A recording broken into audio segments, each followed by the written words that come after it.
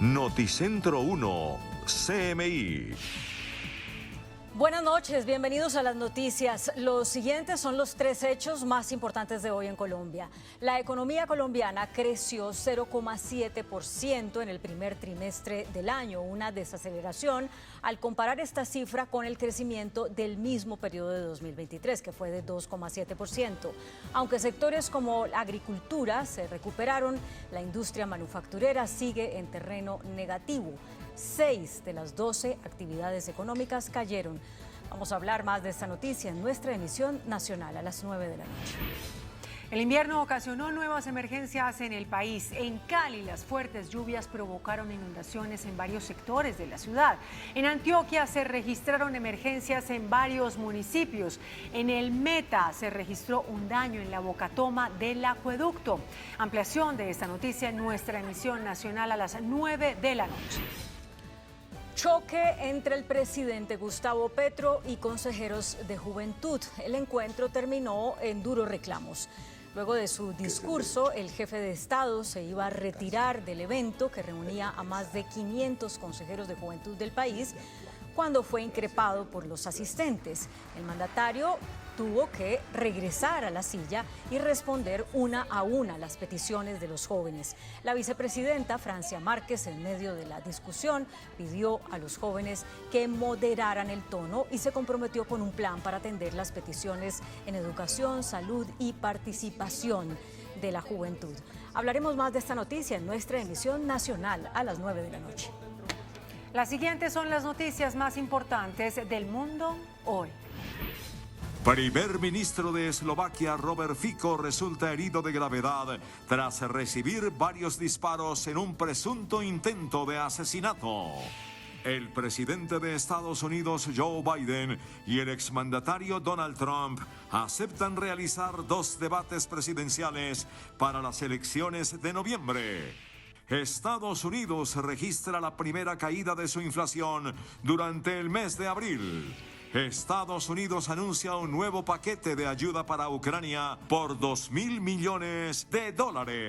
Atentado contra el primer ministro de Eslovaquia, Robert Fico, quedó en estado crítico luego de ser baleado en 5 oportunidades. El primer ministro eslovaco, Robert Fico, se encuentra en estado crítico tras haber sido baleado este miércoles varias veces. El ataque se produjo cuando Fico abandonaba la Casa de la Cultura de la localidad de Handlowa, en el centro del país, donde el ejecutivo, formado por populistas de izquierda y ultranacionalistas, había celebrado una reunión. Robert Fico je štvornásobný premiér. Kvôli vašej nenávisti dneska bojuje o život. To je útok na každého Slováka, na každú Slovenku, na každého občana Slovenskej republiky. Roky ste živili strašidelnú nenávisť. Strašidelnú nenávisť. Ja som presvedčený, že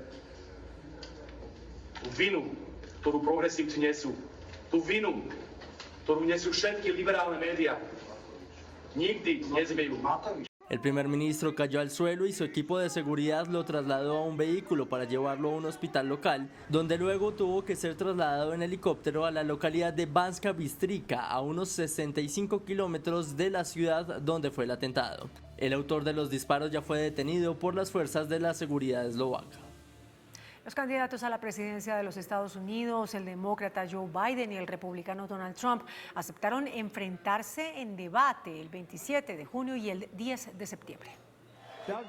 Tras meses de incertidumbre sobre si los tradicionales debates se realizarán para esta ocasión y a meses de las elecciones presidenciales, el presidente de los Estados Unidos, Joe Biden, y su rival, el exmandatario Donald Trump, celebrarán 2 debates electorales en su carrera por la Casa Blanca, el 27 de junio y el 10 de septiembre. Así lo confirmó el mandatario por medio de su cuenta X. Recibí y acepté una invitación de CNN para un debate el 27 de junio. Depende de usted, Donald. Como dijo, en cualquier lugar, en cualquier momento y en cualquier lugar. Joe Biden, entusiasmado, le recordó a Trump las 2 veces que perdió los debates contra él. Donald Trump lost 2 debates to me in 2020. And since then, he hadn't shown up for debate. Now he's acting like he wants to debate me again. Well, make my day, pal. I'll even do it twice. So let's pick the dates, Donald. I hear you're free on Wednesdays. Por su parte, el republicano no dudó en responderle al demócrata. Es hora de un debate para que pueda explicar al pueblo estadounidense su altamente destructiva política de fronteras abiertas, sus nuevos y ridículos mandatos de vehículos eléctricos, la concesión de una inflación aplastante, altos impuestos y su política exterior realmente débil, que está permitiendo al mundo prenderse fuego. Entre tanto, el mandatario Joe Biden solicitó que los debates no cuenten con público presente. Además, quiere que cuenten con micrófonos que automáticamente se silencian cuando termina el tiempo de cada persona que tiene para hablar. Los debates se transmitirán en vivo por CNN y Fox News.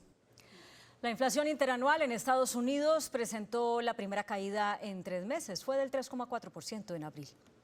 Estados Unidos informó este miércoles que su tasa de inflación cayó 1/10 en abril, logrando ocupar el 3,4% tras meses de subidas consecutivas, un dato que da cierto respiro a la Reserva Federal y a sus planes de bajar los tipos de intereses en algún momento de este año. El Departamento de Trabajo comunicó que los precios de los productos subieron un 0,3% de marzo a abril, una cifra ligeramente inferior al 0,4% del mes anterior, lo que significa que en términos interanuales la inflación bajó del 3,5% al 3,4%. La medida de la inflación subyacente, que excluye los costos volátiles de los alimentos y la energía, cayó al nivel más bajo en los últimos 3 años. Por su parte, el presidente de la Reserva Federal, Jerome Powell, respondió abandonando sus sugerencias anteriores de que era probable que se produjera un recorte en los tipos de interés este año. En su lugar, subrayó que los responsables políticos de la Fed necesitan una mayor confianza en que la inflación está cayendo a su nivel objetivo del 2% antes de que se reduzcan los tipos de intereses desde los niveles elevados. El gobierno del presidente Joe Biden anunció que enviará $1.000 millones en armamento a Israel.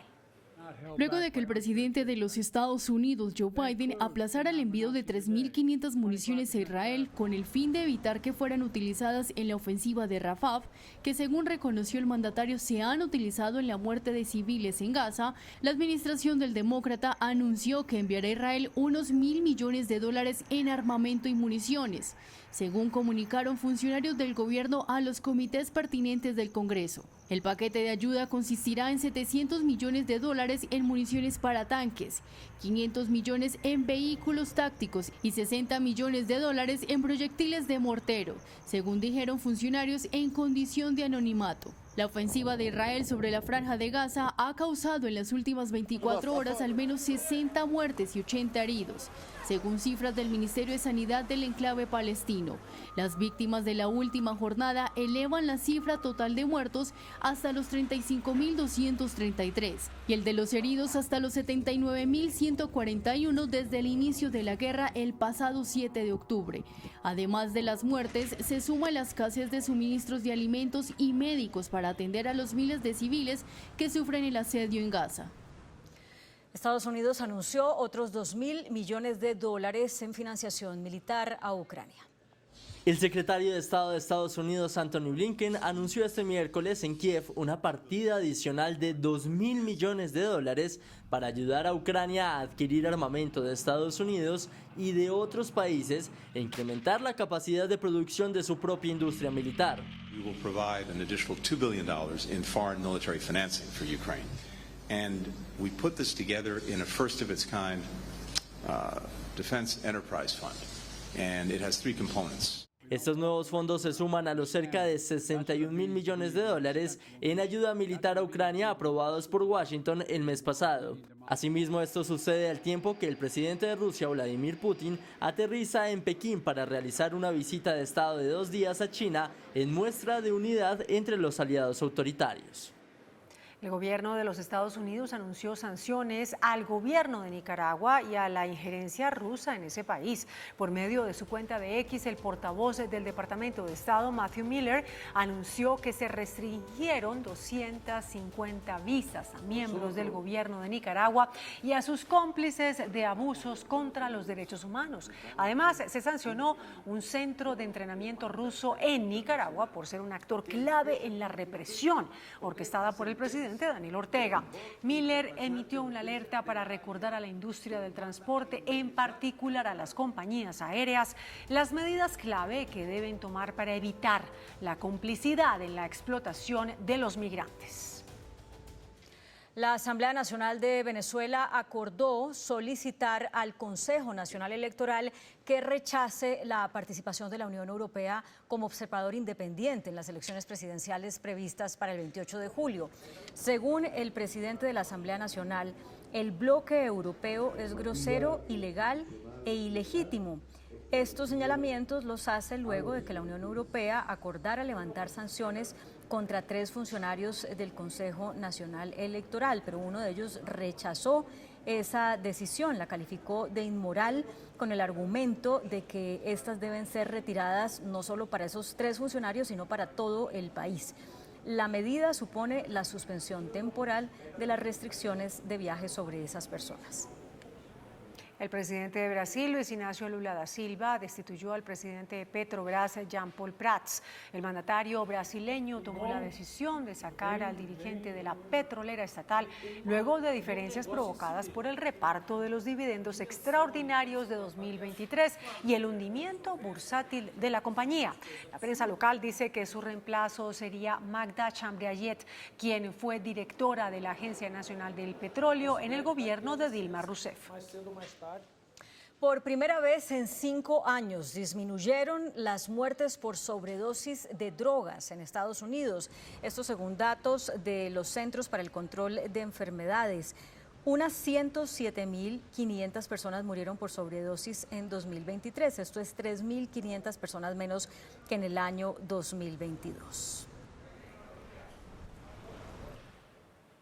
Una empresa china presentó el primer robot capaz de imitar ciertos movimientos propios de los seres humanos por medio de inteligencia artificial. La compañía Stardust Intelligence ha revelado los procesos de su más reciente robot humanoide denominado AstridBot S1, el cual tiene la capacidad de cocinar, hacer aseos, servir vino y ejecutar ciertos movimientos de baile gracias a la inteligencia artificial. Con una velocidad de desplazamiento que alcanza los 10 metros por segundo y una capacidad de aceleración de hasta 100 metros por segundo cuadrado, el humanoide es capaz de cargar hasta 10 kilogramos por cada brazo. Estas características indican una combinación de fuerza y rapidez que lo posicionarían como un robot auxiliar eficiente en diversas áreas del hogar. Durante su presentación, se puso especial énfasis en la habilidad del robot para manejar objetos frágiles debido a sus avanzadas cámaras y a los sistemas de giro que facilitan un control excepcional sobre los movimientos. Pregunta Yamil. Muy buenas noches. El DANE informó hoy que el crecimiento de la economía del país en el primer trimestre de este año fue de 0.7%. El crecimiento del año pasado en el mismo periodo fue de 2.7%. Es decir, el DANE confirma una total desaceleración de la economía de la nación. Estamos en contacto con el doctor Bruce McMaster. Él es presidente de la ANDI y del Consejo Gremial. Doctor Bruce, le agradezco mucho haber aceptado esta invitación porque sé de sus ocupaciones. Queremos conocer su opinión sobre esta cifra. Sí, Yamil, muchas gracias por la invitación. Efectivamente, es una cifra que nos genera, yo diría, una gran alerta, una gran preocupación. Es una cifra muy parecida a todo el resultado del año pasado, que recuerdo usted estuvo en el 0.6%, aquí estamos un poco por encima del 0.6%, una décima realmente, pero usted hace bien cuando la compara contra el primer trimestre del año 2023, cuando tuvimos un crecimiento del 2.7%. Por lo tanto, la pregunta que uno se hace es, si el año pasado terminamos en 0.6%, habiendo tenido 2.7% en el primer trimestre, y en este año estamos teniendo un trimestre tan malo, realmente qué nos espera para el resto del año, que es la pregunta que tenemos que resolver hoy en día, porque estas cifras históricas sirven sobre todo si como sociedad somos capaces de tomar correctivos y como sociedad somos capaces de revertirlas cuando se trata de cifras que no son suficientemente buenas. Esta cifra también, digamos, lo que nos confirma son 4 trimestres seguidos ya con una cifra muy parecida al 0%. Porque después de ese primer trimestre del año pasado, el segundo del año pasado, el tercero y el cuarto estuvieron muy cerca al 0%. Y en este también estamos cerca al 0%. De manera que realmente lo que tenemos es una economía muy estancada, muy detenida, lo que en términos además, digamos, de número de habitantes colombianos, es decir, el per cápita, significa que estamos retrocediendo. Yo diría, cuando uno se enfrenta a una situación de esta naturaleza, la pregunta que nos tenemos que hacer es, bueno, ¿en qué sectores? ¿Por qué se presentó? ¿Cómo lo podemos contrarrestar? ¿Qué es lo que puede hacer en este momento? ¿Qué tanto, digamos, se debe a causas exógenas? Porque siempre hay la tendencia a uno querer culpabilizar a los terceros y querer culpabilizar, digamos, en el caso, en economía hablamos de causas exógenas, querer culpabilizar a cosas que no tienen que ver con los sistemas y con los modelos que nosotros manejamos de las grandes crisis económicas. Y yo creo que aquí es válido que hay algunas cosas externas, pero también hay muchas cosas internas que tenemos que resolver. Estamos, doctor Bruce, según su opinión, en camino hacia una recesión. Es que el término recesión es un término además que los economistas de alguna forma siempre terminamos enmarcando en si se trata o no se trata de un decrecimiento y si tenemos 1 o 2 trimestres bajo esa modalidad, y normalmente se dice hay una recesión cuando hay decrecimiento durante 2 trimestres seguidos. Sin embargo, eso no es lo que estamos viviendo hoy en día. Sin embargo, lo que estamos viviendo es algo muy parecido a una recesión. Crecer el 0.7% es muy parecido a crecer el 0, y crecer el 0 pues termina siendo muy parecido a tener un crecimiento negativo. En todo caso, inclusive es un crecimiento inferior al crecimiento de la población colombiana. Es decir, el PIB per cápita de Colombia se ha reducido durante el último año en una forma significativa. Y lo último que yo le diría es, Colombia no puede además conformarse en dar una discusión de que si es el 0.7 o es el 0.9 desestacionalizado, como hoy que se dijo el día de hoy. Nosotros tenemos que crecer a tasas significativamente mayores, porque si no lo hacemos, no vamos a ser capaces de generar empleo al nivel que necesitamos, riqueza al nivel que necesitamos, recursos para el Estado y recursos para los programas sociales, para la educación y para la salud, a los niveles que estamos queriendo implementar en este momento. Las brechas que vamos a tener nosotros frente a otras economías se van a terminar aumentando y se están aumentando. De hecho, este año yo diría que lo que tenemos es un país que en términos relativos es bastante más pobre que lo que era hace 2 años o hace 3 años. El crecimiento de marzo, doctor Bruce, fue negativo, menos 1,5%. Lo que es absolutamente aterrador. Así es. ¿Qué hacer? Así es, Yamid, y lo que yo le diría, hay varias otras cosas, digamos, que acompañan esa cifra. Por ejemplo, la caída en la construcción.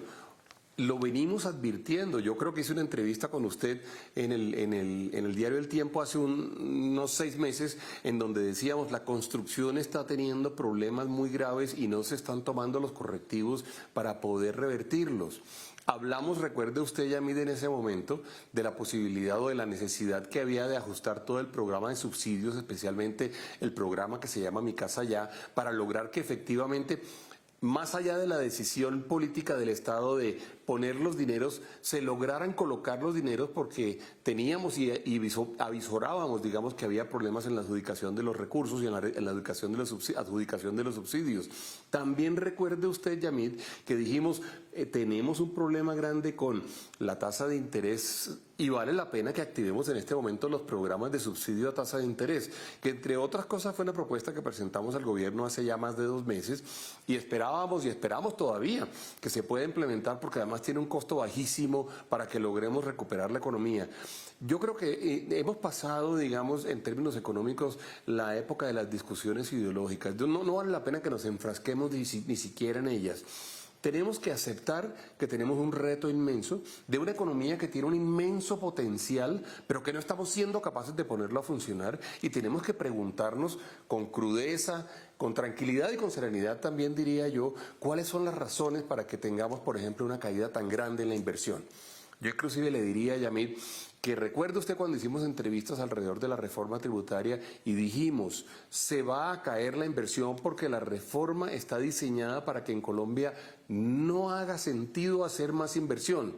Si usted le suma a eso toda la tensión política que se ha generado durante los últimos 15 meses, 16 meses, si usted le suma a eso toda la incertidumbre que se ha generado sobre los distintos sectores, si usted le suma a eso la pugnacidad que inclusive parte del gobierno nacional le ha mostrado, yo diría especialmente, pues por supuesto, el líder principal que es el presidente le ha mostrado al sector empresarial, y la antipatía que le muestra al sector empresarial o que él tiene por el sector empresarial, pues evidentemente lo que no tenemos en este momento son condiciones de inversión.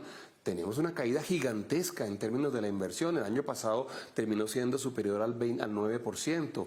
En el caso del segundo trimestre del año pasado estábamos hablando de una caída en la formación bruta de bienes de capital superior al 25%. Y parecería que no nos damos cuenta que para que la economía sea atractiva para la inversión, lo primero que hay que hacer es generar condiciones de confiabilidad, de reglas de juego claras, de regulaciones claras. No, lo que tenemos son realmente permanentemente situaciones de reto muy fuertes, situaciones en donde se trata de imponer decisiones en forma muy fuerte que no ayudan. Tenemos la oportunidad de hacer las cosas bien, Yamid. Yo creo que tenemos que pasar la página de la ideología, tenemos que pasar la página incluso de la pugnacidad política, y tenemos que concentrarnos en la economía colombiana, que no es otra cosa que concentrarnos en los habitantes y en los pobladores de este país, la gente que quiere trabajar, la gente que quiere tener ingresos, que quiere educar a sus hijos, que quiere generar eventualmente oportunidades. Hay que superar, digamos, la política, y la política nos está verdaderamente yo creo que tendiendo una trampa muy fuerte en contra del desarrollo, y esto pues lo podemos lograr, por supuesto, si especialmente los líderes políticos están de acuerdo con ello y deciden aplicarlo. Pero mire, doctor Bruce, con todo respeto, cuando usted dice que lo que hace falta es la inversión, es que usted es el jefe de los inversionistas. Claro, pero es que primero que todo eso no es una orden que nadie le da a nadie. Entre otras cosas, yo más bien soy como la persona que los representa y la persona que representa a los empresarios. Pero no hay ningún hogar colombiano que vaya a hacer una inversión, por ejemplo, comprando una casa, si tiene susto de que la casa eventualmente pueda tener, por ejemplo, le voy a poner un ejemplo hipotético, problemas de licencias ambientales o problemas de licencias de construcción, o que le digan el día de mañana no puede haber casas en ese sitio porque la regulación que vamos a hacer de acuerdo con el plan de ordenamiento le va a tumbar la casa. Eso en pequeño, que parecería en pequeño, que para una familia es tan importante, es lo mismo que le pasa a los inversionistas. Los inversionistas necesitan tener condiciones propicias, condiciones seguras, condiciones estables para poder hacer las inversiones. Nadie deja de invertir por antipatía, nadie deja de invertir porque no esté de acuerdo con un gobierno, no. La gente no invierte porque no ve condiciones para invertir. Entonces la pregunta que nos tenemos que hacer en Colombia, y yo diría que en eso el gobierno juega un papel fundamental, es ¿qué de lo que está sucediendo no nos permite o no está conduciendo a que haya inversión como había habido históricamente en este país? Incluso le quiero decir una cosa, ¿recuerda usted las primeras discusiones que tuvimos con el primer ministro de Hacienda, con el doctor Ocampo, en donde nosotros decíamos, tenemos que hacer el esfuerzo grande por invertir, y nos decía el ministro, nos decía, sí, pero que no sea en la industria de hidrocarburos y de minería, porque tenemos que hacer un esfuerzo grande por diversificar el portafolio exportador de Colombia? Todos recordamos cuando esa idea. Pues bien, para poder hacer eso se necesita mucha inversión, y resulta que las condiciones no parece que estén dadas. De acuerdo, doctor Bruce. Es decir, usted admite que la inversión privada está congelada. ¿Qué necesitan para volver a invertir? Le voy a poner un ejemplo que es un ejemplo muy conocido y es un ejemplo que además creo que le he mencionado a usted alguna vez, que es el ejemplo del sector salud. El sector salud es uno de los sectores en donde Colombia, digamos, ha tenido durante los últimos 20 años un mayor dinamismo en términos de salud. El número de clínicas que se han construido, el número de centros médicos que se han construido, laboratorios, compañías, por ejemplo, que proveen gases medicinales o que proveen eventualmente pruebas clínicas, eso ha crecido inmensamente. Desde el momento en el cual se generó tanta incertidumbre alrededor del sector salud, un sector que representa cerca del 8% del Producto Interno Bruto colombiano, desde ese momento la inversión prácticamente desapareció en el sector. ¿Por qué?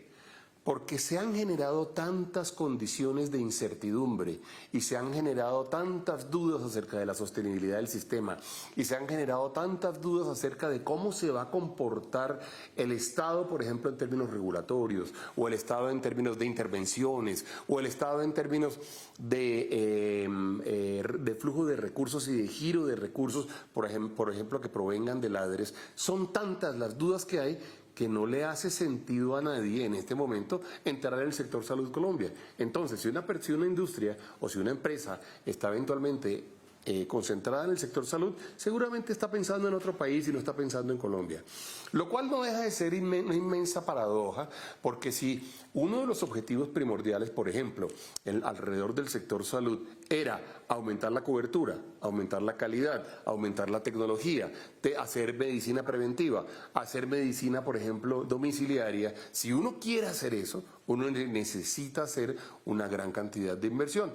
Y las condiciones no son justamente las que eventualmente propiciarían que esa realidad se diera. Entonces, ese es un buen ejemplo, digamos, de las cosas o de las dudas, digamos, que se le generan en este momento a los inversionistas. Lo mismo le pudiera decir yo alrededor de la industria, del sector de servicios públicos, alrededor del sector energético, inclusive el sector de las energías renovables no convencionales, que siempre ha sido aparentemente tan importante para el gobierno. Fíjese usted lo que ha venido sucediendo, por ejemplo, en La Guajira. Se han caído los proyectos. Hay dos compañías muy grandes que han desistido de proyectos importantísimos porque las reglas no se lo están permitiendo.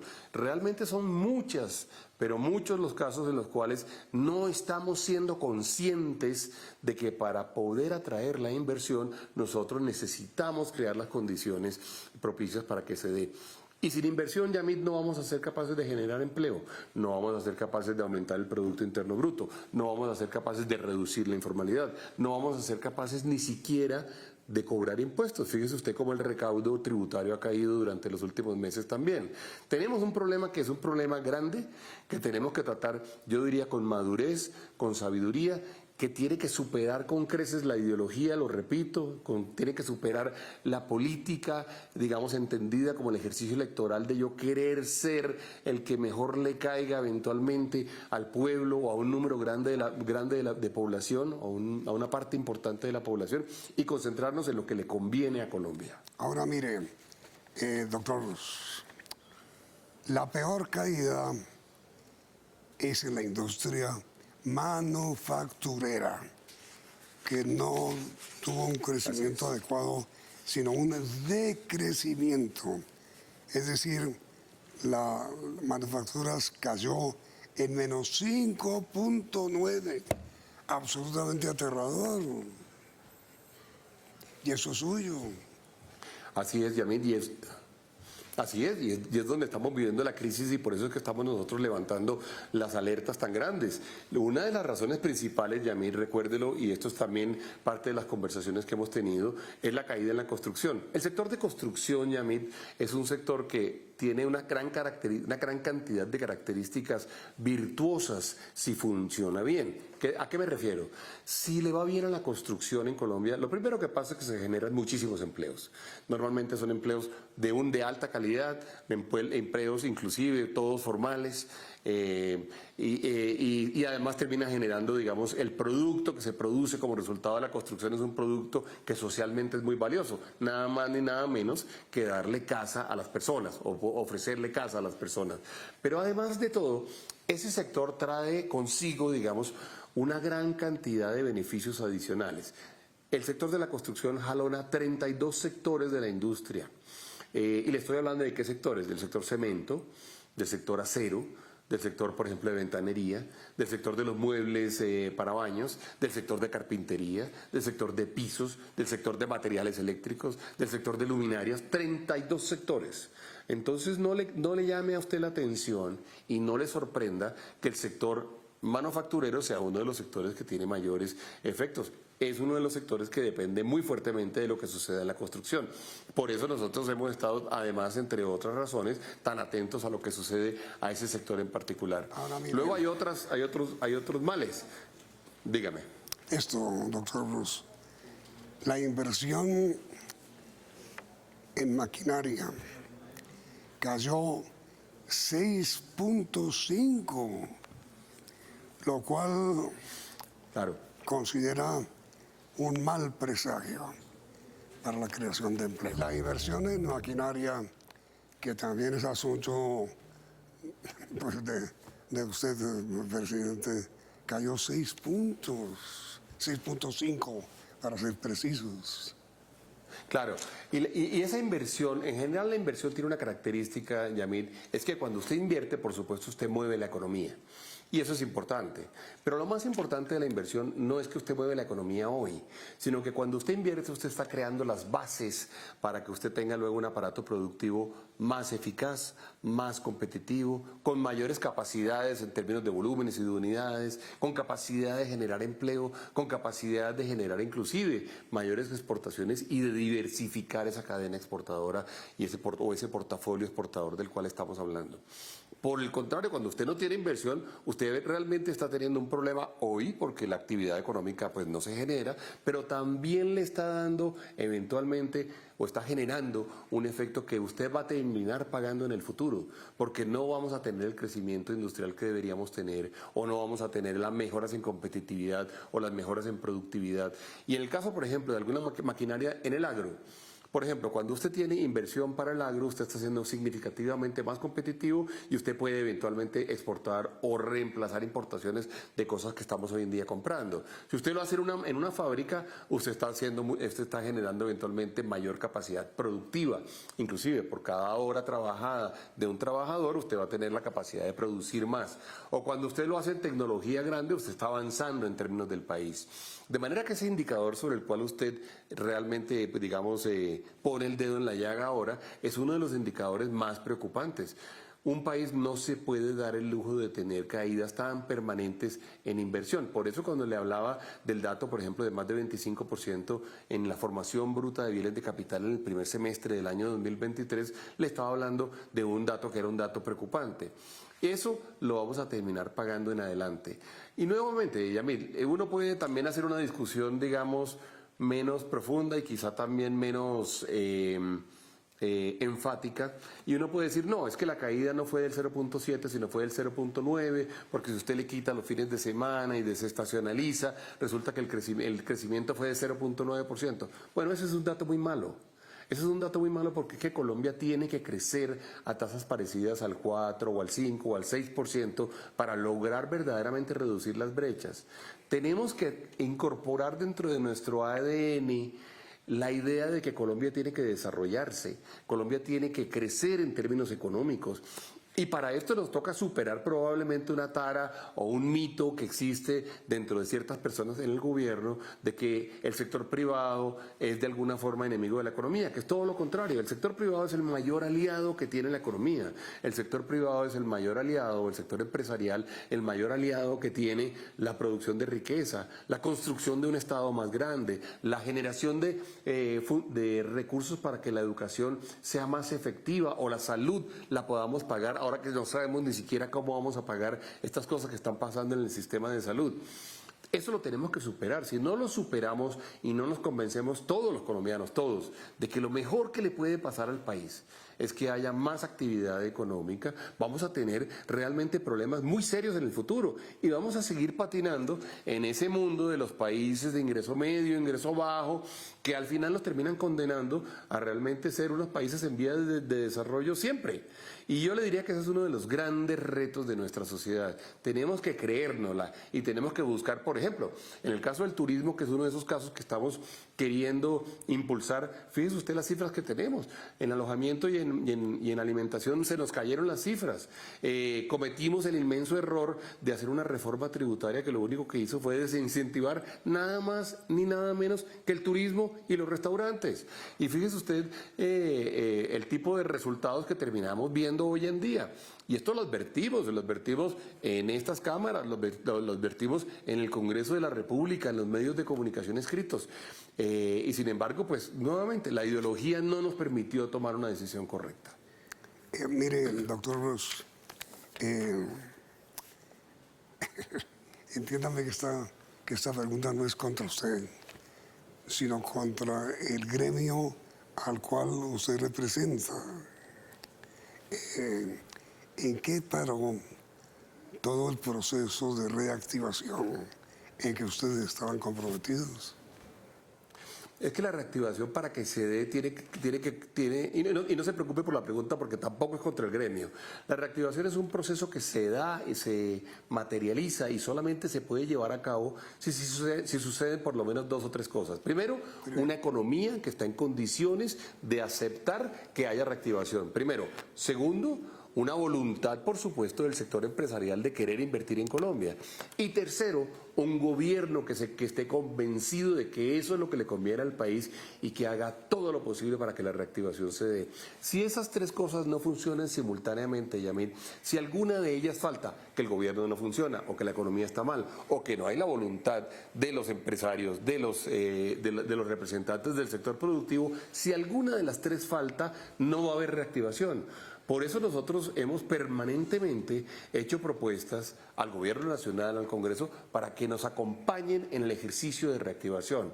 Nos tienen que acompañar. Si el Gobierno no se convence de eso, no vamos a ser capaces, como colombianos, de poder salir de esta situación de crisis tan lamentable que estamos viviendo hoy en día, porque Colombia no era un país de crecimiento del 6%. Si usted recuerda, hace menos de 8 años hablábamos de que el crecimiento potencial de Colombia, casi que el natural de Colombia, estaba siempre entre el 4 y el 4.5%. Después de la pandemia, tuvimos un par de años buenos que fueron en cierta forma, digamos, un rebote del efecto tan grande negativo que se presentó, pero luego no estamos viendo en este momento las condiciones para que logremos verdaderamente poder crecer a niveles del 4,5%. Yo le decía en ese momento al país, nosotros deberíamos crecer no al 4,5, 4,5. Si queremos verdaderamente desatrasarnos y cerrar las brechas versus países desarrollados, deberíamos crecer al 6, al 7 o al 8. Bueno, pues esas cifras hoy en día son impensables y esto no lo vamos a lograr, Yamil, si no nos acompaña el Gobierno Nacional con convicción. Y lo que yo me atrevo a decirle en este momento, y hay que decírselo al gobierno, es: con nosotros cuenten. Nosotros queremos que efectivamente a Colombia le vaya mejor. Nos interesa porque es el país donde nosotros crecimos, el país donde nosotros generamos nuestras capacidades y donde tenemos nuestras habilidades.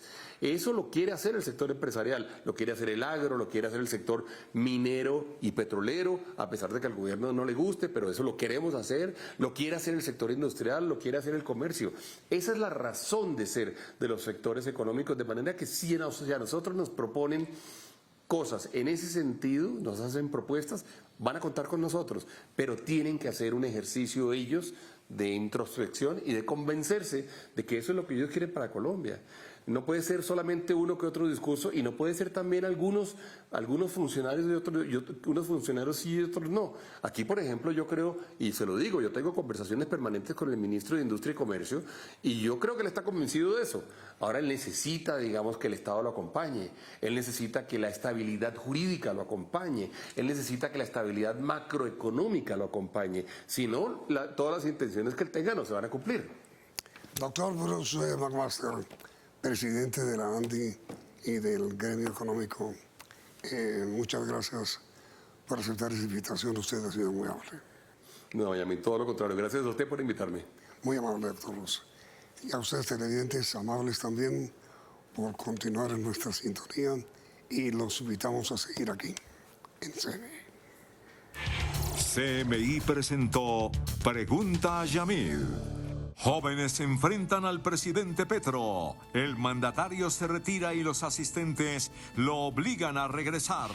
Le dijeron los jóvenes que la gente está cansada de sus discursos y reclaman salud y educación. Economía solo crece 0.7% en primer trimestre. Se supera fantasma de recesión, dice ministro de Hacienda. Bienvenidos a nuestra segunda hora de noticias. Hubo un choque entre el presidente Gustavo Petro y consejeros de juventud durante el encuentro en el que participaban unos 500 jóvenes. Le hicieron claros reclamos por falta de oportunidades en educación, salud y seguridad.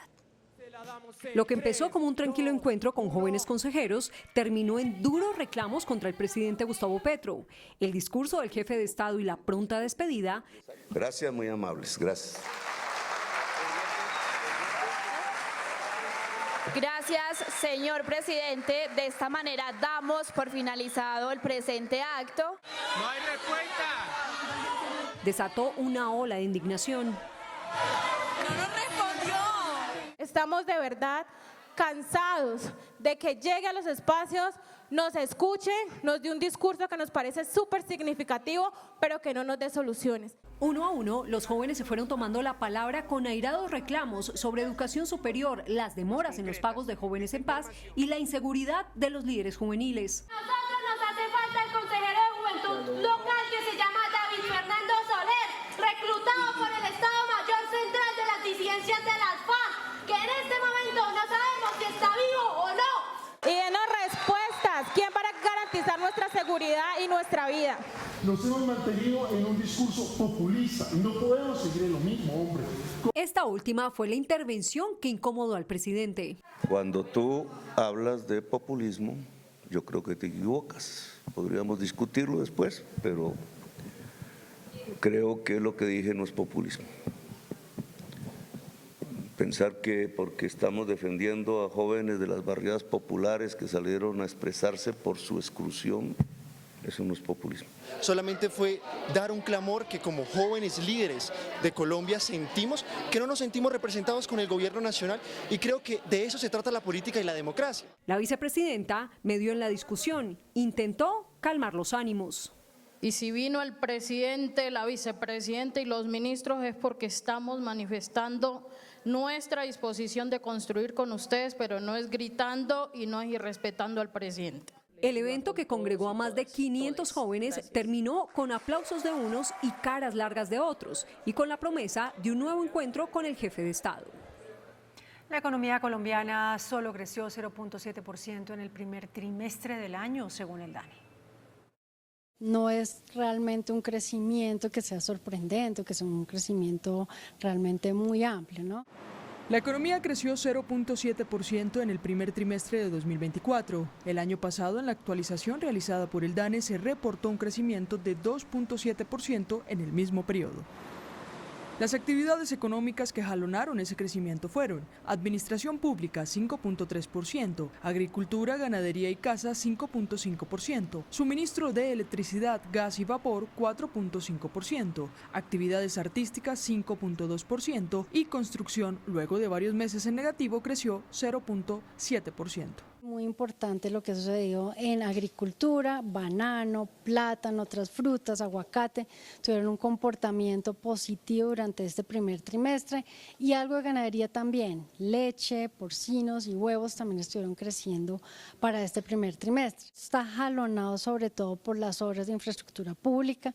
Allí importante destacar las construcciones de ferrocarriles, tenemos también puertos que están creciendo y pues esto está generando una dinámica muy positiva en el sector de la construcción. Las actividades que no se recuperan aún son industrias manufactureras, menos 5.9%, comercio y reparación, transporte, menos 0.8%, actividades financieras y de seguros, menos 3%, y explotación de minas y canteras, menos 1.5%. Hay menor demanda para prendas de vestir, también menor demanda por parte del sector automotor, que pues siguen manteniendo estos niveles para la industria textil en negativo, que es uno de los principales subsectores dentro de esta rama de actividad.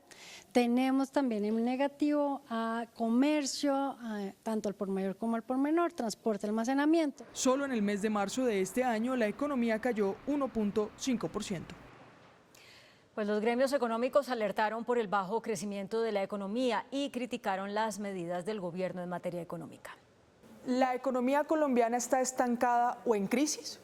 Pues por supuesto sí, una cifra en donde estamos muy cerca al 0% nos habla de una economía que efectivamente sí está estancada. Así califican los líderes gremiales el crecimiento de la economía del 0.7% en el primer trimestre de 2024. Aunque el agro fue uno de los sectores que se recuperó, la Sociedad de Agricultores advierte que no es suficiente. Y si el desempleo está creciendo y sectores tan importantes como los que evidenció el DANE presentan tasas de crecimiento negativas o crecimiento muy limitado, pues obviamente la mesa está servida para que haya una situación compleja para el sector agropecuario en el segundo semestre del año o el primer semestre del año 2025 si no se toman correctivos. El comercio, igual que la industria manufacturera, sigue en negativo. Se han tomado medidas equivocadas como colocarle 40% a las prendas de vestir importadas. Eso deprimió el consumo y por un lado se disparó el contrabando. No es un buen síntoma para la economía, como tampoco lo es y no puede pasar desapercibido la caída de la inversión del 13.4%, que es un indicativo muy serio de la incertidumbre que hay en el país económica y política para seguir invirtiendo. Los gremios exigen medidas urgentes al gobierno nacional. Nuevamente incentivos a la exportación de los bienes no tradicionales, que lo hemos pedido por los últimos 5 años por lo menos. Hemos pedido que haya, por ejemplo, un subsidio a la tasa de interés para los créditos hipotecarios y de vivienda, que Colombia lo había tenido por muchísimos años y que no se ha aprobado durante los últimos años. Tendríamos que buscar también razones para poder desarrollar actividades que se están yendo de Colombia en este momento, como es el caso de la industria de automotores. Por su parte, el presidente de la Asociación Hotelera y Turística de Colombia, Cotelco, José Duarte, indicó que ese sector lleva un año con cifras a la baja. Desde inicios del 2023, la hotelería viene reportando cifras negativas. El PIB de este sector en el primer trimestre del 2024 decreció en menos 3,4% respecto al mismo periodo del 2023. Según el presidente de Cotelco, el IVA del 19%, entre otros impuestos, está limitando la capacidad de gasto de los hogares. Ha habido no solamente una contracción de la capacidad de consumo del hogar colombiano, al ver, por supuesto, unas cargas tributarias que pesan sobre esa decisión de consumo y además, evidentemente, un crecimiento de la informalidad. Además de la hotelería, el sector de las agencias de viajes también reportó una desaceleración económica en el primer trimestre del año. Los ingresos de este sector apenas aumentaron 0,2%. Juan Armando Rojas, Noticentro 1, CMI. Y por su parte, el ministro de Hacienda, Ricardo Bonilla, destacó las cifras de crecimiento. Sostuvo que se alejó el fantasma de la recesión. A través de un video, el jefe de la cartera de Hacienda resaltó las cifras de crecimiento anunciadas por el DANE al señalar que por tercer trimestre consecutivo la economía se mantiene en terreno positivo, alejando el fantasma de la recesión. El país tiene senda positiva de crecimiento y se alejó el fantasma de la recesión. Los cálculos del equipo económico del gobierno apuntan a un crecimiento al cierre del año cercano al 2%. Y esperamos que el crecimiento que está proyectado hoy hacia el 1,4, 1,5 pueda terminar alrededor del 2 al final del año. Destaca el repunte de la inversión. La inversión creció al 2,5% en el trimestre, impulsada esencialmente por maquinaria bruta y construcción de vivienda. Los mejores resultados de la economía se verán en el segundo semestre del año cuando se refleje la reducción de tasas de interés. Exministros de Hacienda y académicos surgieron al gobierno para que adopte medidas de choque para reactivar la economía. Para exministros y la academia, el crecimiento de la economía colombiana fue mediocre, lo que obliga a un plan de reactivación. No sirve una propuesta que tenga que transitar por el Congreso de la República durante 6 o más meses. El plan de reactivación es inmediato. El exministro señala que los resultados son negativos para la política fiscal. Es un mal resultado para el recaudo fiscal y para la generación de empleo del país. Para la academia, las proyecciones están sobre el 1% al cierre del año. Las estimaciones del gobierno no son realistas. La dinámica del crecimiento no permite recoger más ingresos tributarios, porque el endeudamiento público no es una variable para este año, sería para el año siguiente y tenemos que vivir de los recursos que tenemos. Coinciden en que no es suficiente la reducción de tasas de interés para reanimar la economía. Las lluvias provocaron nuevas emergencias en diferentes regiones del país. En Cali, un fuerte aguacero inundó varios sectores de la ciudad. La creciente de la quebrada La Honda, debido a las lluvias registradas, ha causado la ruptura de una tubería crucial que abastece de agua a la Bocatoma La Esmeralda en Villavicencio. Como resultado, se ha declarado estado de emergencia. El 40% de la ciudad se verá abogado al racionamiento de agua y algunos residentes tendrán que recurrir a carrotanques para obtener agua. Las fuertes lluvias acompañadas de tormenta eléctrica que se extendieron durante la tarde de hoy en Santiago de Cali ocasionaron emergencias y el colapso del tráfico en varios sectores de la ciudad. El noroccidente de la capital del Valle fue una de las zonas más afectadas, donde algunos barrios reportaron fallas en el fluido eléctrico y en el funcionamiento de los semáforos en las calles. Árboles colapsados, fuertes inundaciones en viviendas y establecimientos comerciales, vehículos atrapados por el agua y el desbordamiento del río Cali a la altura del sector de Normandía son algunas de las emergencias atendidas por los organismos de socorro. Así se desbordó el río Tapartó en Andes, Antioquia. Según las autoridades, la creciente superó el tope de los puentes y causó pánico en los habitantes de esa zona. Aunque no se reportan desaparecidos, la fuerza del agua causó destrucción en un puente vehicular que comunica al municipio con Betania. En Salgar, varias familias atendieron una orden de evacuación preventiva por riesgo de deslizamiento y en La Pintada las intensas lluvias causaron un daño en un tubo que suministra el agua potable a toda la población. 3 personas murieron, entre ellas un padre y su hijo de 14 años de nacionalidad venezolana. 6 más se resultaron gravemente heridas tras la explosión de una mina de oro en la vereda de Angosturas del municipio de California, en Santander. Las primeras hipótesis señalan que la explosión se dio por concentración de gases. Y hubo fuertes disturbios en las últimas horas entre personas encapuchadas y la policía en inmediaciones de la Universidad Distrital de Bogotá. Fuertes disturbios se presentaron en la sede Macarena de la Universidad Distrital. Desde el distrito ven con preocupación el uso indiscriminado de artefactos explosivos caseros, capaces de hacer gran daño a quien impacten. Son artefactos que al utilizar pólvora y estar comprimidos, al explotar, causan mutilaciones, incluso causan la muerte de personas. Por si fuera poco, los encapuchados atacaron hoy a la policía con artefactos incendiarios de gran alcance. Donde una bomba incendiaria de este tipo o un artefacto explosivo artesanal estalle contra un bus, pues lo que nos puede causar es muchas muertes. Situaciones como la de este miércoles se volvieron panorama recurrente en las universidades públicas en Bogotá. De hecho, la Universidad Nacional alertó al Gobierno Nacional por posibles desmanes este jueves. Desde el distrito solicitan también intervenciones urgentes. Si no se corrige rápidamente este comportamiento, si no se eliminan estos artefactos, si no se niega y si no se rechaza el uso de la violencia y la destrucción contra la ciudad, muy pronto estaremos lamentando una tragedia en Bogotá. A las 5 de la tarde finalizaron los disturbios de este miércoles en la Universidad Distrital.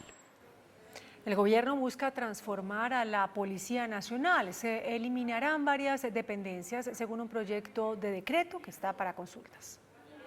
El proyecto de decreto del Ministerio de Defensa llevaría a que se eliminen varias jefaturas de la Policía Nacional. Este inminente revolcón en la institución se daría por el retiro de varios policías durante los últimos meses. Suprimir la Jefatura Nacional de Desarrollo Humano, la Jefatura Nacional de Administración de Recursos y la Dirección de Infraestructura. Asimismo, redefinir la Dirección Logística y Financiera. Otro de los cambios al interior de la policía tiene que ver con una nueva facultad al director de la policía, general William René Salamanca. Adicionar al director general de la Policía Nacional de Colombia la función de representar al país ante la Organización Internacional de Policía Criminal, Interpol, así como agregar un parágrafo que explica las funciones que desarrolla la Dirección de Investigación Criminal e Interpol. Plantea la propuesta firmada por el general Hernán Meneses, secretario general de la policía, que debe haber eficacia al interior de la institución en temas administrativos.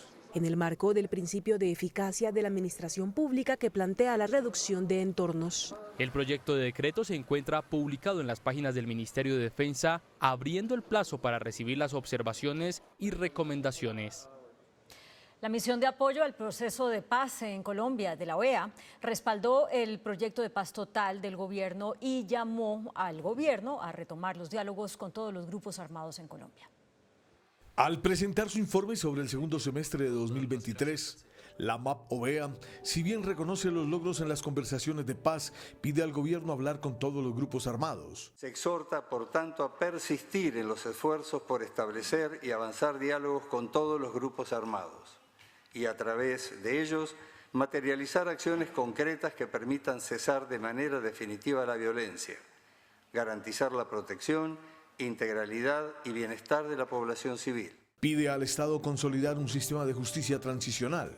Ante la magnitud de los hechos victimizantes y la complejidad del conflicto armado, la Secretaría General y la MAP-OEA instan al Estado colombiano a consolidar un sistema integrado de justicia transicional. Este sistema podría beneficiarse y articularse sobre los logros y los aprendizajes de Justicia y Paz, de la Jurisdicción Especial para la Paz, de la Justicia Ordinaria y de la Jurisdicción Especial Indígena, robusteciendo el camino de superación de la impunidad de manera efectiva. Para la OEA, la implementación del Acuerdo de La Habana es esencial, sobre todo en el primer punto de la reforma agraria, como parte fundamental para avanzar en la consolidación de la paz. Desde Cali, el presidente de la Jurisdicción Especial para la Paz, Roberto Carlos Vidal, respondió al presidente Gustavo Petro sobre los avances en el proceso de paz. Luego de que en las últimas horas el presidente Gustavo Petro anunciara que denunciará ante la Organización de las Naciones Unidas el incumplimiento por parte del Estado colombiano del acuerdo de paz firmado en 2016 con la antigua guerrilla de las FARC, el presidente de la Jurisdicción Especial para la Paz, Roberto Vidal, se pronunció y señaló que no puede desconocerse el trabajo realizado durante los últimos años. Fuera del país, cuando habla el jefe del Estado, ya no habla a nombre del gobierno o de esta o aquella institución, sino que habla a nombre del conjunto de la sociedad y del Estado colombiano, y como tal debe dar explicaciones sobre el cumplimiento del acuerdo y los alcances que tiene el país en esa dirección. Asimismo, tras las recientes declaraciones del presidente de la República en las que aseguró que la JEP no sería la instancia de cierre de la verdad, Vidal manifestó que respeta pero no comparte lo expresado por Gustavo Petro. Senadores del Partido Político Comunes, antes las FARC, expresaron su preocupación por los incumplimientos del acuerdo de paz y respaldaron el anuncio del presidente Petro de ir ante la ONU a denunciar que el Estado incumple el acuerdo. Para el senador Gallo, las modificaciones que se han hecho del acuerdo original firmado en La Habana afectan su implementación. El Estado que firmó lo alteró. Una vez llegó el acuerdo, por ejemplo, al Congreso de la República, excluyó a los terceros y a los altos funcionarios civiles del Estado de su obligación de comparecer ante la JEP. La también senadora Sandra Ramírez habló de los incumplimientos. El periodo pasado un bloqueo en absoluto para avanzar en la implementación del acuerdo, una dilatación de los mecanismos. No es suficiente con tener la voluntad política hoy, no es suficiente, porque necesitamos una institucionalidad. Por eso respaldan que el presidente vaya a la ONU a denunciar el incumplimiento por parte del Estado del acuerdo y piden que vaya con Timochenko al organismo internacional. Vaya acompañado del presidente del partido, Rodrigo Londoño, que representa la otra alta parte contratante. El senador Gallo insistió en sus críticas a la JEP y las que considera trabas que le pone a la verdad y a las víctimas. Se agrava la situación humanitaria en el sur de Bolívar como consecuencia de los fuertes combates entre el ELN, las disidencias y el llamado Clan del Golfo. Para salvaguardar la vida de la población afectada se instaló un refugio humanitario. El avance del Clan del Golfo, ahora llamado Ejército Gaitanista, y que ha permitido el control del 85% de la serranía de San Lucas en el sur de Bolívar, solo tiene una razón de ser. Con fines fundamentalmente económicos, porque es la toma de las minas de oro. En su avance generan desplazamiento y zozobra en la población tras los fuertes enfrentamientos entre este grupo y el ELN, que en compañía de la disidencia de las FARC los enfrenta. Tanto las organizaciones sociales como los alcaldes del sur de Bolívar han expresado la urgencia de que el presidente de la República los reciba. Hemos hecho varios llamados al presidente para que tenga en cuenta este llamado y este clamor, porque el sur de Bolívar necesita una intervención integral por parte del gobierno nacional. En la vereda La Capilla de Morales se instaló un refugio humanitario como una zona neutral y que la población pide a los actores armados respetar. De manera urgente se clama por la presencia en la región del gobierno y de las organizaciones de derechos humanos. El presidente Gustavo Petro sancionó la ley que regula el uso y comercialización de los vapeadores y cigarrillos electrónicos. La ley sancionada este miércoles por el presidente Petro prohíbe la venta de vapeadores y cigarrillos electrónicos para los menores de edad. El objeto de la presente ley es contribuir a garantizar los derechos a la salud de los habitantes del territorio nacional, especialmente la de menores de 18 años de edad y la población no fumadora, regulando el consumo, venta, publicidad y promoción de los cigarrillos, productos de tabaco, sus derivados y los dispositivos necesarios para su funcionamiento. La Superintendencia de Industria y Comercio tendrá 6 meses para reglamentar la ley y establecer las sanciones para la industria que venda o publicite este tipo de dispositivos. El Ministerio de Salud tendrá la tarea de hacer pedagogía y campañas preventivas. La creación de programas de salud y educación tendientes a contribuir a la disminución de su consumo, abandono de la dependencia del tabaco y nicotina. Y el presidente Gustavo Petro declaró hoy como víctima ante la Fiscalía en la investigación que se adelanta por las grabaciones ilegales a su campaña en 2022. En un hecho inusual, un fiscal y un investigador del CTI llegaron este miércoles a la Casa de Nariño para tomar testimonio del presidente Gustavo Petro. El mandatario declaró de manera presencial en calidad de víctima sobre las grabaciones ilegales realizadas en su campaña presidencial en el año 2022, lo que se conoció como el caso de los Petrovideos. Al ataque contra Alejandro Gaviria, y dije hace 15 días, no puede ser Petro el que lo ataque. La diligencia, que empezó a las 8 de la mañana y se extendió por más de 2 horas, contó con la presencia de un delegado de la Procuraduría. El presidente declaró que la grabación ilícita y filtrada de un medio de comunicación correspondió a un plan criminal contra la democracia para impedir la rotación en el ejercicio del poder. Aunque la investigación se abrió bajo la administración del exfiscal Francisco Barbosa, solo hasta ahora, 2 años después, fue llamado el presidente a declarar. La Procuradora General Margarita Cabello convocó a una cumbre de trabajo con los fondos privados de pensiones, gremios y congresistas para discutir el futuro de la reforma pensional. Para este encuentro se plantea la necesidad de convocar a Colpensiones para que hable de su capacidad operativa, también para que se hable de la revisión al llamado umbral de cotización. Los ponentes de la reforma pensional se reunieron con la ministra de Trabajo, Gloria Inés Ramírez, para construir la ponencia de la iniciativa en Cámara de Representantes. Hay acuerdo sobre la mayoría de los artículos, salvo el umbral de cotización y el periodo de transición. Punto por punto fueron discutidos los 94 artículos de la reforma pensional en una reunión que se adelantó en el centro de Bogotá. El umbral de cotización sigue siendo el punto que más debate genera entre los ponentes. Lo que yo le he dicho a la ministra hoy es que si logramos consensos en todos los demás puntos, yo apoyaría la ponencia siempre y cuando haya una salvedad en el umbral. Otro de los puntos bajo tensión tiene que ver con el periodo de transición de los cotizantes a Colpensiones, para que se defina si la transición se hace en 1 año o en 2. Es un punto importante, sin embargo, pues ahí estamos dejando la necesidad o pusimos la necesidad Colpensiones de que, como ellos muy amablemente se ofrecieron ayer en la audiencia, de que nos muestre cómo está construido el sistema, cómo están avanzando, por supuesto, para que puedan asumir toda la responsabilidad y la carga que viene de la reforma pensional. La reforma se sometería a discusión la próxima semana en la Comisión Séptima.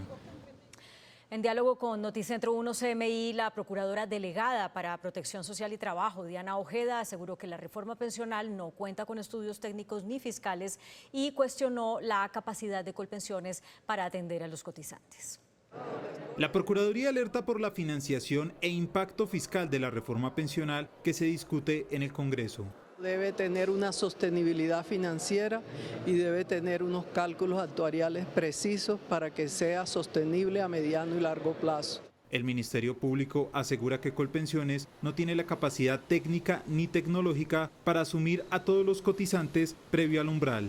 No tiene la capacidad tecnológica, administrativa, operativa para asumir un proyecto de una reforma de tal envergadura como es la que se pretende realizar.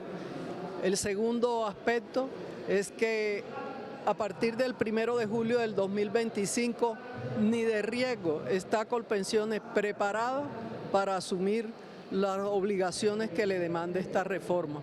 La Procuraduría anuncia seguimiento a la discusión en tercer debate del proyecto. El canciller encargado Luis Gilberto Murillo fue designado en propiedad en el cargo en reemplazo de Álvaro Leiva Durán.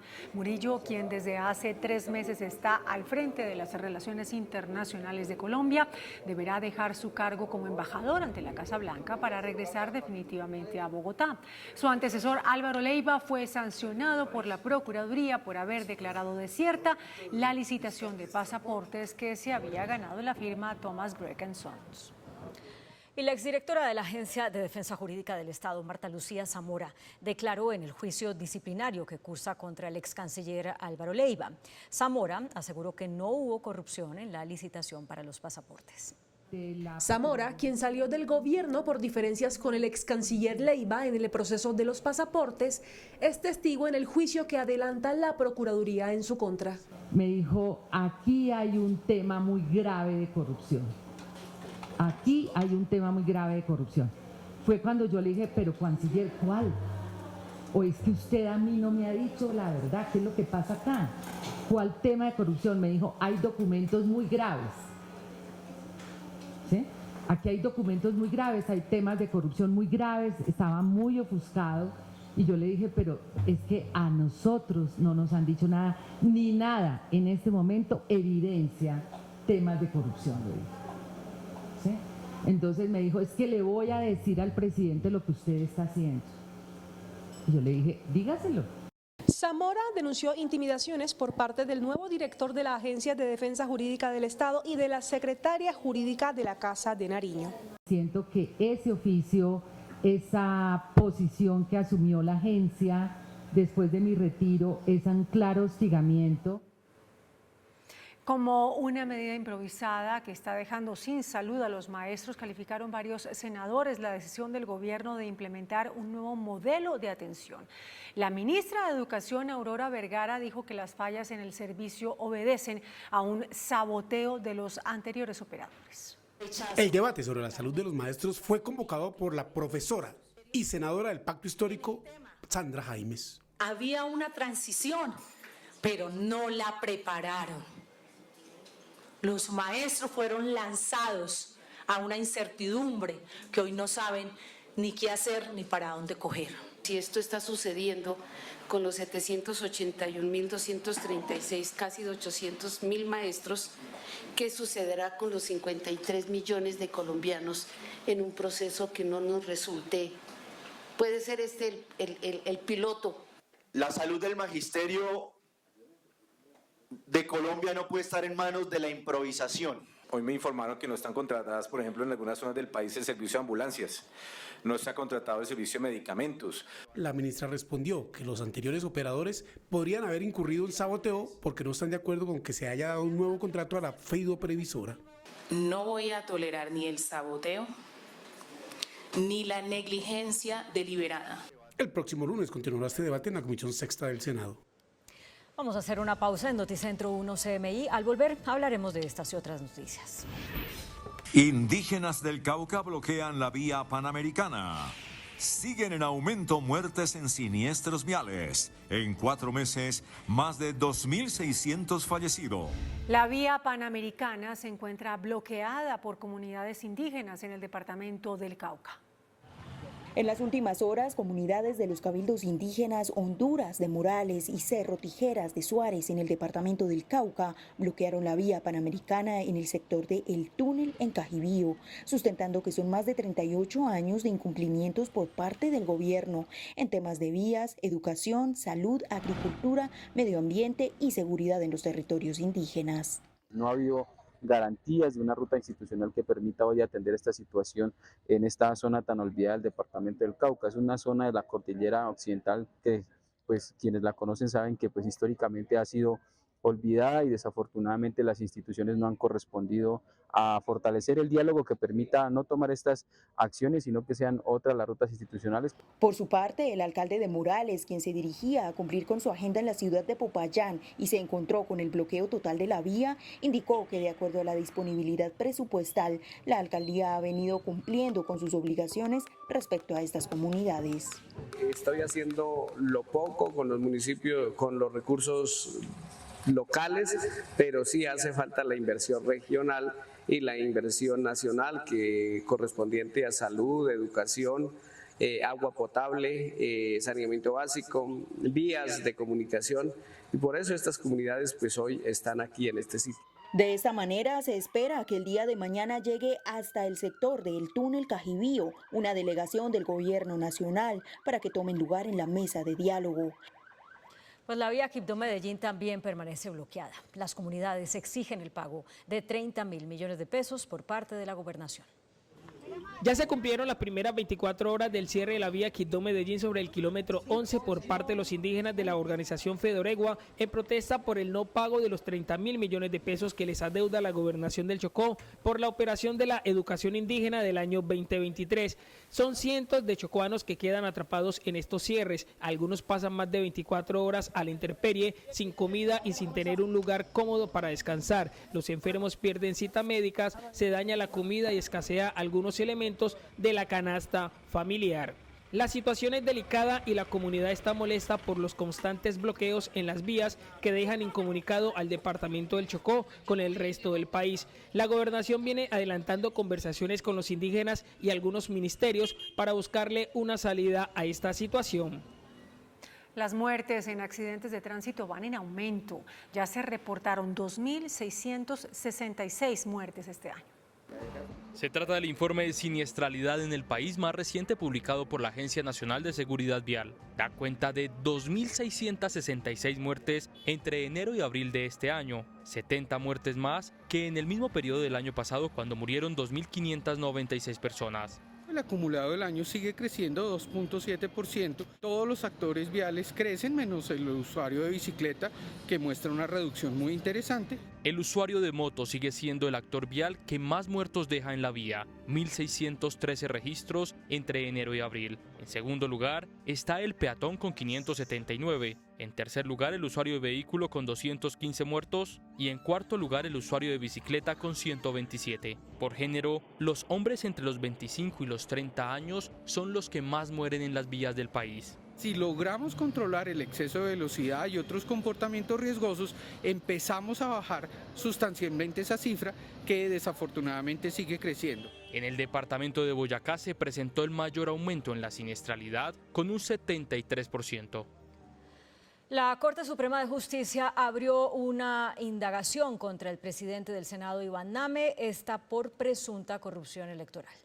El magistrado Francisco Farfán acaba de abrir una nueva investigación previa contra el senador Iván Name, esta vez por supuestos ofrecimientos económicos que habría hecho en el marco de la campaña para las elecciones legislativas de 2022.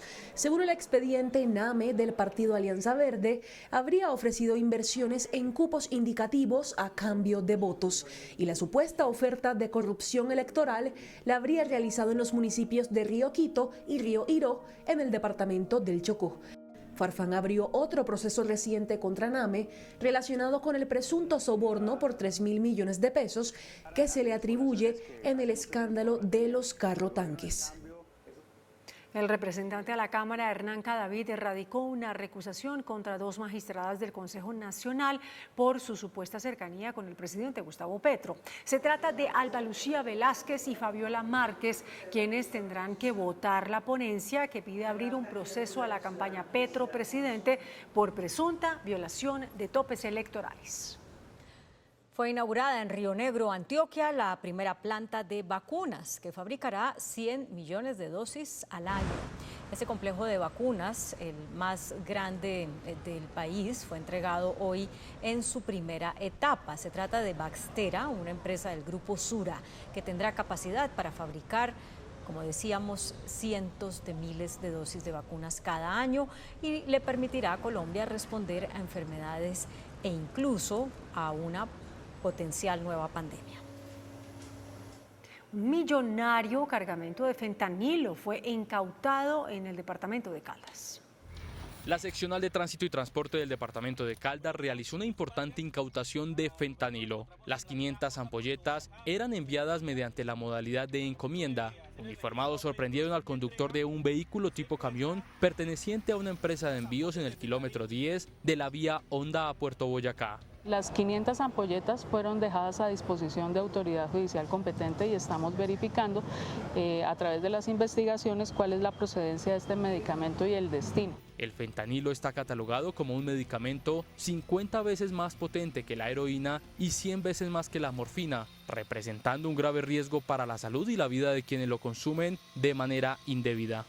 El presidente de Ecopetrol, Ricardo Roa, denunció un incremento en el hurto de crudo y combustibles a la compañía. Durante el lanzamiento de la planta de resinas plásticas recicladas, inaugurada este miércoles en Tocancipá, el directivo denunció que se está presentando un aumento de los robos de crudo y combustibles en las zonas donde opera la compañía. La infraestructura está siendo objeto de conexiones y válvulas ilícitas que están afectando económicamente a la empresa. Anualmente hay un robo importante, reiterado, sistemático por las conexiones ilícitas. Ricardo Roa respondió a las afirmaciones del presidente Gustavo Petro al señalar que siempre llegan denuncias y la empresa se remite a investigar y a compartir información con las autoridades. Muchas cosas pasan históricamente en la gran empresa de todos los colombianos. Justamente estamos recaudando información, hay muchos proyectos en los que se ha resultado fallido, hay algunas de las filiales reportan pérdidas y arrastran pérdidas durante muchos años importantes. Todos estos son procesos que están siendo objeto de investigación. Sobre la planta de resina se presentó una inversión de $21 millones.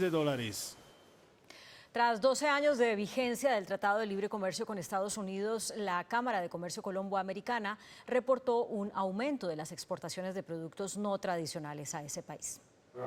Según la presidenta de la Cámara de Comercio Colombo-Americana, María Claudia Lacotir, desde que entró en vigencia el Tratado de Libre Comercio con Estados Unidos, las exportaciones de productos no mineroenergéticos pasaron de representar 29% a 59% del total de las exportaciones. Los productos agrícolas no tradicionales crecieron 210%. Cuando vemos que en sector agrícola un crecimiento del 210% en 156 productos. Sector manufacturas, crecimiento del 492% en 748 productos. Cuando vemos que pasamos de 330 turistas en el 2012 a 1 millón de turistas estadounidenses el año pasado. La inversión estadounidense en Colombia en estos 12 años aumentó 133%, pero aún así el TLC todavía está desaprovechado. Hay un reto enorme en lograr avanzar de una forma contundente en llegar al mercado de Estados Unidos, generar mayor inversión y generar mayores turistas. La ministra de Agricultura, Jennifer Mojica, sostuvo que las demandas de la oposición están frenando la implementación de la reforma agraria. Debido a las demandas en la Corte Constitucional en contra del artículo 61 del Plan Nacional de Desarrollo, que permite la entrega y compra de tierras a través de la vía administrativa y no judicial, el gobierno pidió al alto tribunal audiencias para argumentar que la iniciativa sí es constitucional. No podemos permitir que una de las agendas más importantes para la construcción de paz en Colombia, una de las agendas más importantes para 1/3 de nuestra población, como lo es la población campesina, indígena y negra, queden en manos de unas discusiones de 8 abogados o 8 demandantes. Desde la Agencia Nacional de Tierra sostienen que estos procesos en la Corte lo único que ocasionan es un freno a la implementación de la reforma agraria. La implementación del acuerdo de paz está en riesgo, o sea, hoy definitivamente cerramos filas desde el sector de agricultura bajo liderazgo de la ministra para defender nuestro plan de desarrollo, para defender el plan especial de compras y para defender la reforma agraria. La solicitud fue radicada este miércoles ante la Corte Constitucional. Una compañía colombiana se destaca por crear un novedoso sistema de inteligencia artificial usado por grandes empresas para buscar nuevos talentos. 70.000 oportunidades de empleo en cerca de 2.500 compañías. Así es la oferta de Magneto Global, una compañía paisa que hoy revoluciona el mercado en Latinoamérica a través de la búsqueda del mejor talento para las empresas por medio de un sistema de inteligencia artificial. Una forma de impulsar el desarrollo en Latinoamérica es ayudándole a las personas a encontrar un talento donde puedan capitalizar su potencial y sus habilidades, y en simultáneo estamos trabajando en conectar los talentos latinoamericanos, Hernán, no solo con la demanda local, sino con la demanda norteamericana, que cada vez mira con más atención la contratación de talentos en Latinoamérica. Según la compañía, la solución tecnológica ha impactado a cerca de 7 millones de usuarios y en los últimos 2 años creció a tasas del 115%. La Superintendencia de Industria impuso una multa de 1.300 millones de pesos a las compañías Comcel, operador de Claro, y a Colombia Móvil, operador de la marca Tigo, por presuntas violaciones a derechos de habeas data. El organismo que dirige Cielo Rusinque impuso la sanción a Claro por presuntamente haber consultado el historial crediticio de un ciudadano sin su autorización. En el segundo caso, la multa obedece a que Tigo no excluyó de su base de datos a un ciudadano que lo solicitó. El índice de capitalización de la bolsa, que mide el comportamiento de las 25 principales acciones, cerró al alza. El índice selectivo MSCI Colcap de la Bolsa de Valores de Colombia subió 0,26% a 1.406 puntos. La acción preferencial del Grupo Suramericana fue la que más subió, con una valorización de 4,31% a 26.600 pesos. La acción del Banco de Occidente fue la que más bajó, con una pérdida de 6,29% a 13.100 pesos. La acción más negociada de la jornada fue la de Ecopetrol, al movilizar más de 12.000 millones de pesos, con una variación negativa de 1,51% a 2.285 pesos. El dólar cerró a la baja. Indicadores económicos en Noticentro 1, CMI. La tasa representativa del mercado que regirá para mañana jueves será de 3.825 pesos con 42 centavos. Los profesionales del cambio compran la divisa en promedio entre 1.765 pesos y la venden entre 1.805 pesos.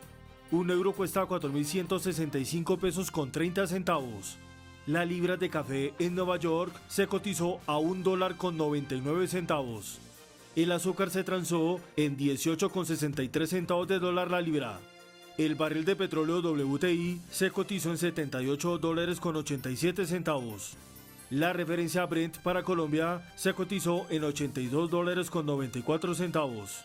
Una acción de Ecopetrol cuesta 2.285 pesos. Hasta aquí Noticentro 1, CMI.